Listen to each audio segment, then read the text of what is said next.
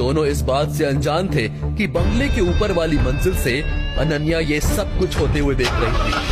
वो निराश भी थी और गुस्सा भी, क्योंकि वो फिर एक बार आरोही की जिंदगी बर्बाद करने में असफल हो गई। कुछ दिन पहले जो काम आरोही के बर्थडे की रात को अधूरा रह गया था, वो अब भी अधूरा ही था। दांत बीचती हुई अनन्या अंदर की ओर चली गई। गाड़ी में विक्रम के पास बैठी हुई आरोही थोड़ी देर पहले जो कुछ हुआ था वो याद कर रही थी कि कैसे वो जादुई तरीके से सही वक्त पर उसके घर पहुंच गया था, जब वो उन 4 लफंगों के चंगुल में फंस चुकी थी।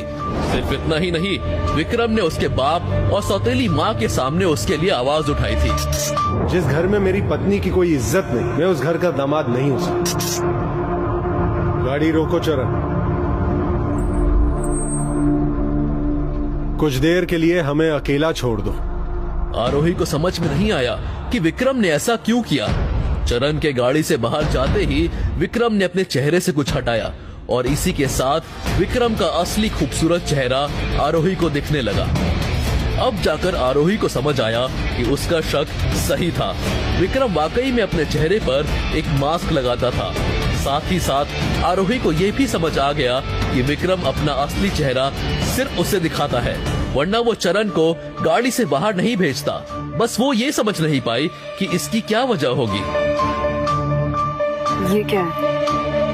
हमारी शादी का कॉन्ट्रैक्ट, इस पर तुम्हारे साइन चाहिए। शादी का कॉन्ट्रैक्ट?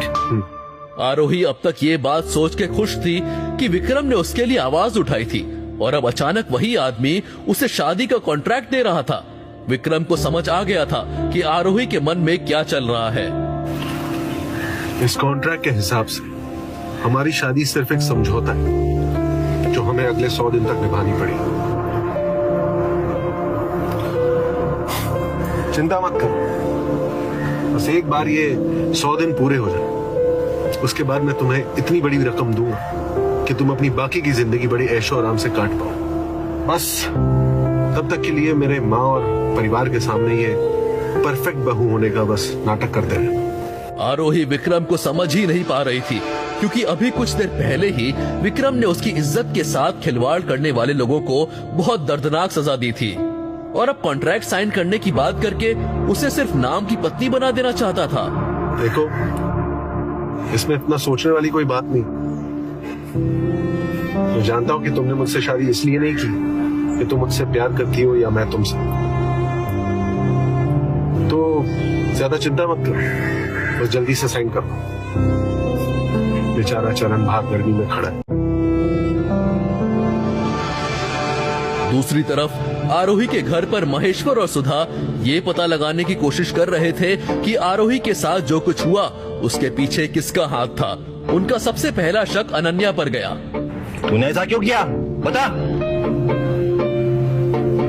मैंने कुछ नहीं किया। झूठ मत बोलो अनन्या, हम अच्छे से जानते हैं कि ऐसी घिनौनी हरकत करने से पहले तू एक दफे भी नहीं सोचेगी। तू जानती भी है तूने कितनी बड़ी गलती की है। अभी हमारे संबंध रायजादा खानदान से ठीक से बने ही नहीं थे कि तूने उसमें फूट डालना शुरू कर दिया। इसका अंजाम। अरे मैंने कुछ नहीं किया, मैंने कहा ना, मुझे नहीं पता कौन आया और आरोही के साथ क्या हुआ है। मेरा यकीन मानिए, मेरा इसमें कोई लेना देना नहीं है।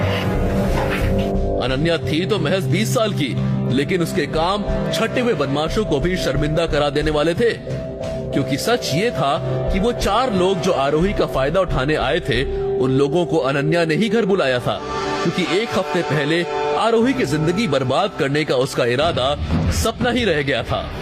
और अब ये क्यों भूल रहे हैं कि उस आरोही ने राघव को नौकरी से निकलवाया था, तो उसे शायद उस चीज का बदला लेना होगा। और हाँ, आप लोग उस विक्रम से इतना डरते क्यों? वो अपाहिज विक्रम जो बिना किसी की मदद लिए यहाँ से वहां नहीं जा सकता, उससे इतना क्यों डरना है?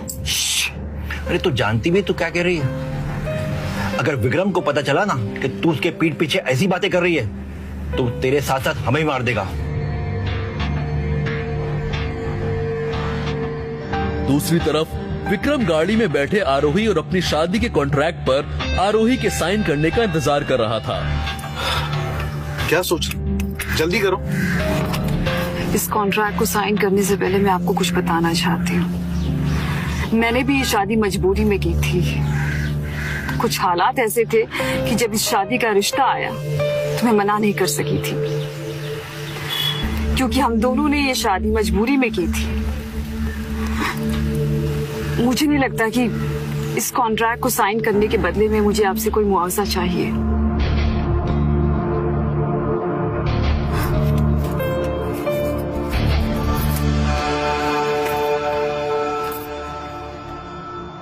दरअसल मेरे काम पे जाने का वक्त हो गया है और मैं साड़ी पहन के नहीं जा सकती, तो अगर आपको कोई दिक्कत ना हो तो मैं यहीं पे कपड़े बदल लूं।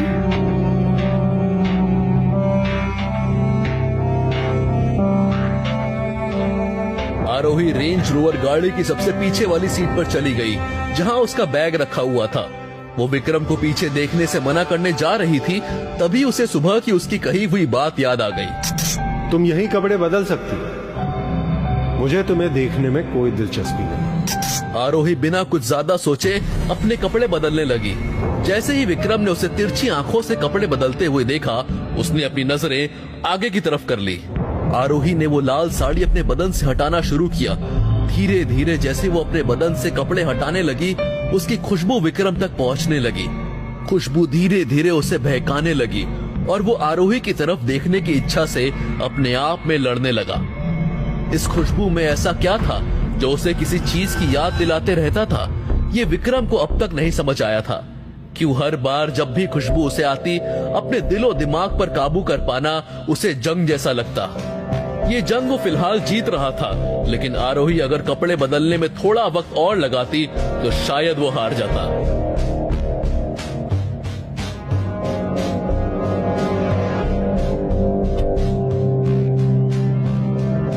अरे मैडम, आप कहाँ जा रही हैं? काम पर। काम पर? आप कब से काम पे जाने लगी? ये सब कुछ आप ही का तो है। मेरा कुछ नहीं, मेरा सिर्फ ये है।